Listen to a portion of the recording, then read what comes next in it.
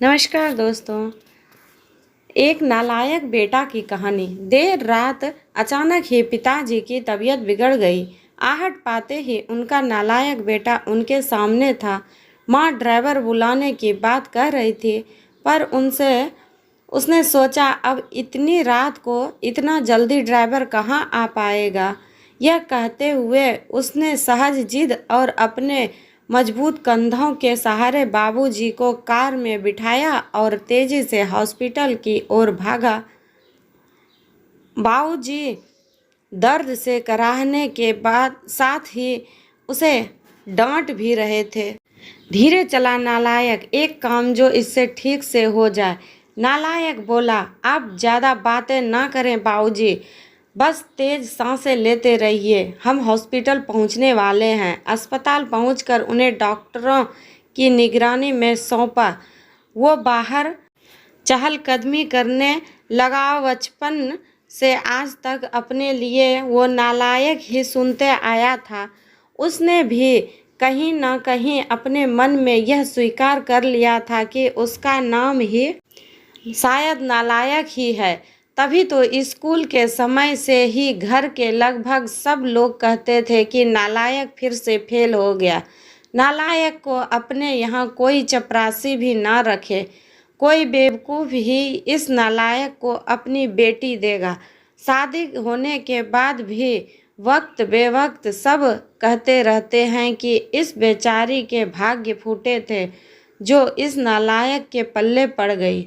हाँ, बस एक माँ ही है जिसने उसके असल नाम को अब तक जीवित रखा है। पर आज अगर उसके बाबूजी को कुछ हो गया तो शायद वे भी इस ख्याल के आते ही उसकी आंखें झलक गई और वो उनके लिए हॉस्पिटल में बने एक मंदिर में प्रार्थना में डूब गया। प्रार्थना में शांति थी या समस्या मामूली। डॉक्टरों ने सुबह सुबह ही बाबूजी को घर जाने की अनुमति दे दी।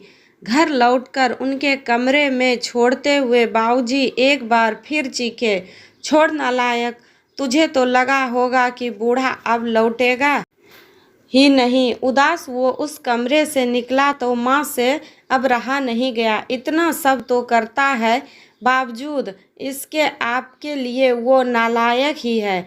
विवेक और विशाल दोनों अभी तक सोए हुए हैं।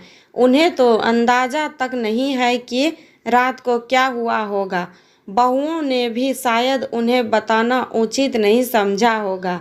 यह बिना आवाज़ दिए आ गया और किसी को भी परेशान नहीं किया। भगवान न करे कल को कुछ अनहोनी हो जाती तो।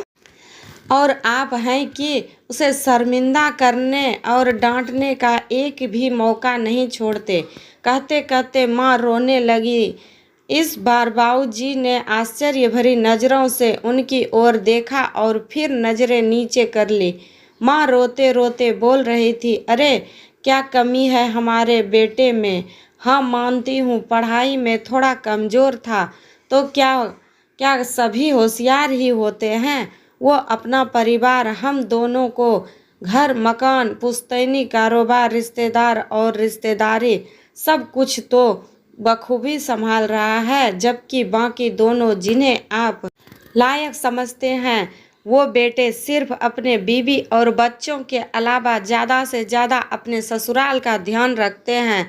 कभी पूछा आपसे कि आपकी तबीयत कैसी है और आप हैं कि बाबूजी बोले, सरला तुम भी मेरी भावना नहीं समझ पाई, मेरे शब्द ही पकड़े ना। क्या तुझे भी यही लगता है कि इतना सब के होने बाद भी इसे बेटा कह के नहीं बुला पाने का, गले से नहीं लगा पाने का दुख तो मुझे नहीं है? क्या मेरा दिल पत्थर का है?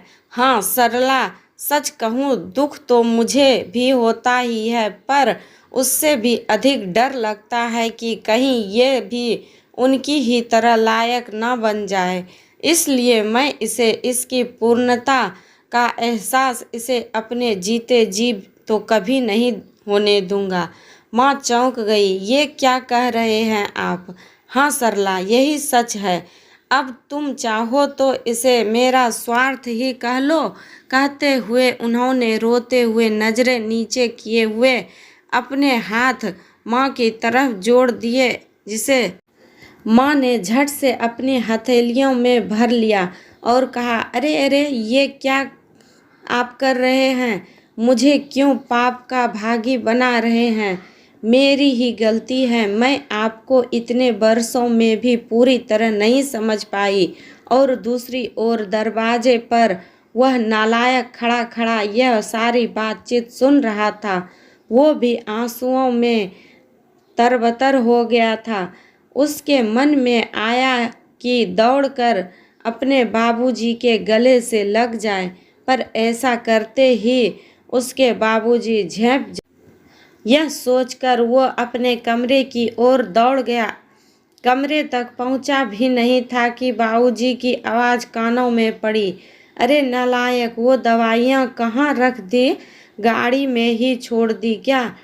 कितना भी समझा दो, इससे एक काम भी ठीक से नहीं होता। नालायक झटपट आंसू पोंछते हुए गाड़ी से दवाइयाँ निकालकर बाबूजी के कमरे की तरफ दौड़ गया।